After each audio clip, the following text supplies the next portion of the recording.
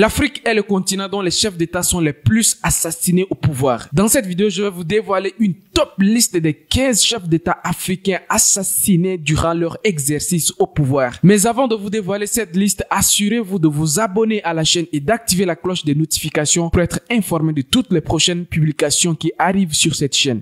Puisque sur cette chaîne, la rubrique Faits et Culture en Afrique publie régulièrement chaque semaine une vidéo sur les faits et culture en Afrique. On y va, c'est parti.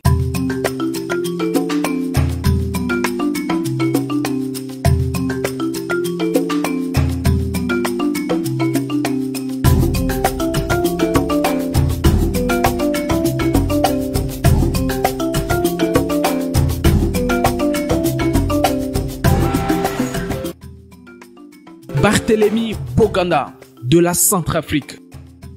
En Centrafrique, il y avait un homme d'État promoteur, Barthélemy Boganda. Malheureusement, Boganda est mort dans un accident d'avion extrêmement curieux. Il ne connaîtra donc pas l'indépendance, du moins c'est la vraie qu'il réclame pour son pays. Barthélemy Boganda trouve la mort le 29 mars 1959 dans une catastrophe aérienne entre Berberati et Bangui, alors qu'il était en campagne à l'intérieur de son pays. 2. Thomas Sankara du Burkina Faso. Il prend le pouvoir le 4 août 1983 et il devient président du Conseil national de la Révolution. Toujours épaulé par son ami Blaise Compaoré, il fonde un an plus tard la République du Burkina Faso qui signifie le pays des hommes intègres. Thomas Sankara met en place une révolution, une véritable révolution. Il veut sortir son pays de la pauvreté et lui donner son indépendance. Il donne du pouvoir aux jeunes, des mesures sont prises en faveur des femmes, lutte contre l'excision par exemple. Il encourage l'alphabétisation des adultes tout en luttant contre la corruption, mais coup dur. Il est assassiné le 15 octobre 1987, mitraillé par un commando. 3. Sylvanus Olympio du Togo. Sylvanus est né le 6 octobre 1902 dans le Togo allemand. 3 ans après la proclamation de l'indépendance, le premier président démocratiquement élu est assassiné le 13 janvier 1963 par le sergent Étienne Eyadema à la tête d'une clique d'anciens soldats après la guerre du Vietnam. Ils ont fait un coup d'État avec l'appui de l'officier français qui était en charge de la sécurité du président Olympio. 4. François Tomalbaye du Tchad. La journée du 13 avril 1975 a été fatale pour le premier président tchadien. Les putschistes lancent l'assaut très tôt dans la matinée. Le premier coup de feu a été tiré aux environs de 5 heures du matin. Divisés en 3 groupes, les militaires attaquèrent des positions stratégiques du régime. Les fidèles du président Garta Tomalbaye étaient ainsi pris en tenaille malgré la résistance, ne pouvaient plus recevoir des renforts ni des munitions. Le coup n'aura donc duré que quelques heures parce que dès 10 heures, les militaires ont pris le contrôle de la capitale. Dans l'après-midi, les généraux Odingar et Félix Malum, accompagnés du commandant Kamougué, annoncent à la radio Tchad que Tomalbaye a succombé à ses blessures malgré les soins qui lui ont été prodigués pour le capturer vivant. Après Tomalbaye, aucun président n'arriva au pouvoir au Tchad par des élections démocratiques. Et depuis l'écroulement en 1979 du régime militaire du général Félix Malum qui a succédé à Tomalbaye, la question de l'alternance au pouvoir est réduite à des guerres militaires. 5. Marien Ngouabi du Congo-Brazzaville.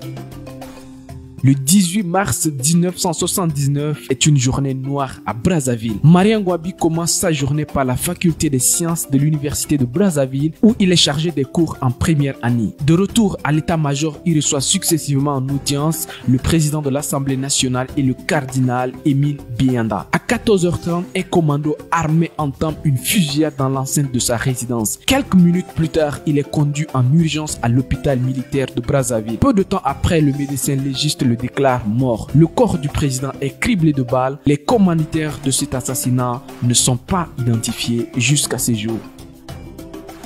6. Ahmed Abdallah du Comore. Dans la soirée du 26 novembre 1999, le président Ahmed Abdallah reçoit dans son bureau de Moroni, la capitale des Comores, le chef de la garde présidentielle, Bob Denard. En treillis militaire, le regard froid et mine serrée, Bob Denard, le célèbre mercenaire français devenu patron de la garde présidentielle Comore, se présente devant Ahmed Abdallah. Le père de l'indépendance comorienne et le français sont accompagnés par deux autres mercenaires. Soudain, dans le bureau, des coups de feu retentissent. Le premier président comorien et son garde-corps, Jafar, sont assassinés par balle en présence de Bob Denard et de ses hommes. Jusqu'aujourd'hui, tout reste encore flou sur le vrai auteur de l'assassinat. 7. Samuel Kanyodo du Libéria.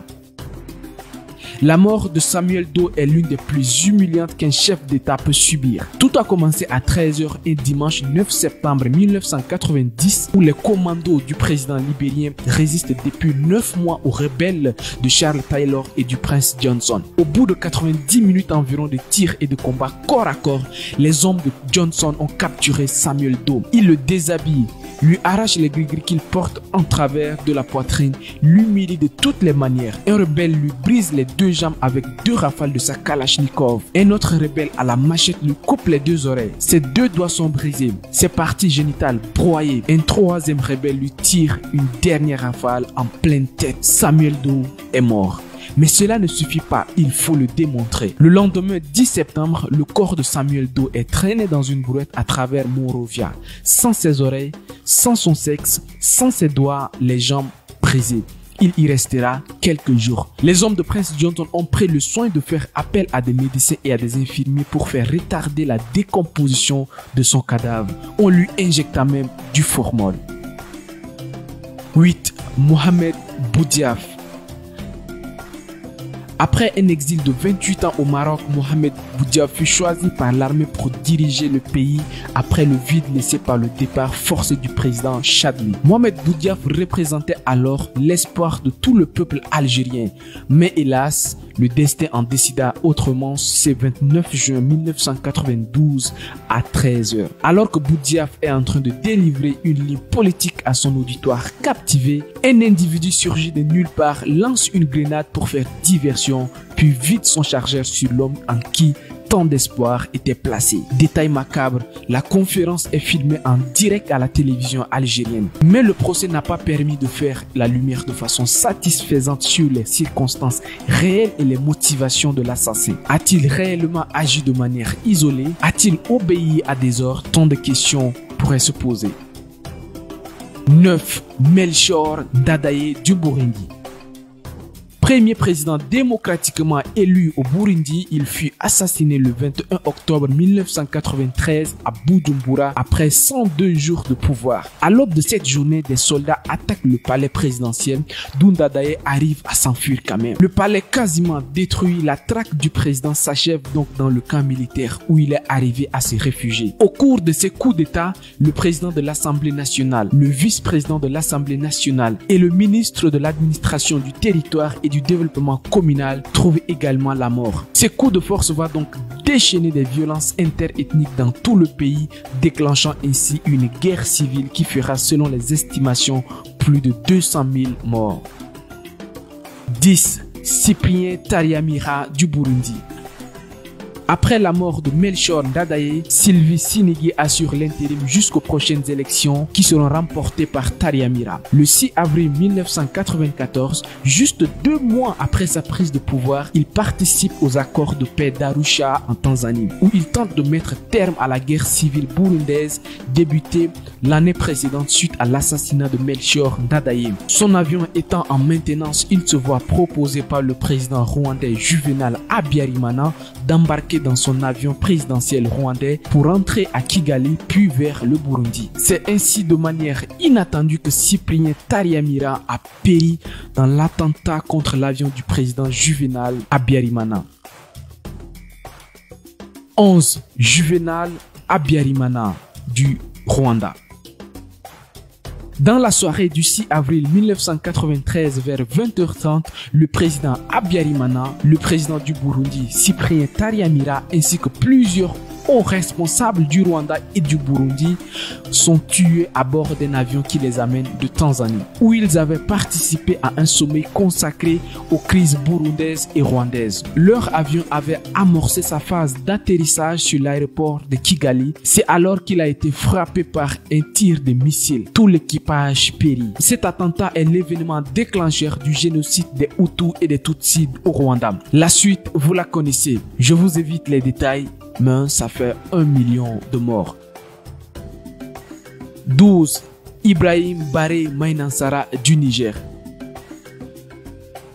Ibrahim Baré est assassiné le 9 avril 1999 lors d'un second coup d'État organisé par les éléments de sa garde personnelle. Pour prendre le pouvoir, il renverse d'abord le président Mahaman Ousmane le 29 janvier 1996 d'un coup d'État militaire. Il organise et remporte l'élection présidentielle en juillet 1996, un règne qui ne durera que 3 ans. 13. Laurent Désiré Kabila. Le 13 janvier 2001, un simple soldat tue le président de la République démocratique du Congo. Engagé dès les années 1960 contre le régime de Mobutu, il parvient finalement à renverser ces derniers en 1997 et s'empare du pouvoir. Pouvoir qu'il ne conservera que pendant 3 ans, 7 mois et 30 jours. 10 jours plus tard, le 26 janvier, son fils Joseph Kabila est investi président de la République démocratique du Congo. 14. João Bernardo Vieira. Le 2 mars 2009, João Vieira est tué dans sa résidence officielle par des hommes en armes, juste après un attentat à la bombe qui a tué le général en chef du pays. Vieira a fait un retour politique en 2005 en gagnant l'élection présidentielle le 24 juillet 2005. Malheureusement, 4 ans auront suffi à son règne. 15. Muammar Kadhafi de la Libye.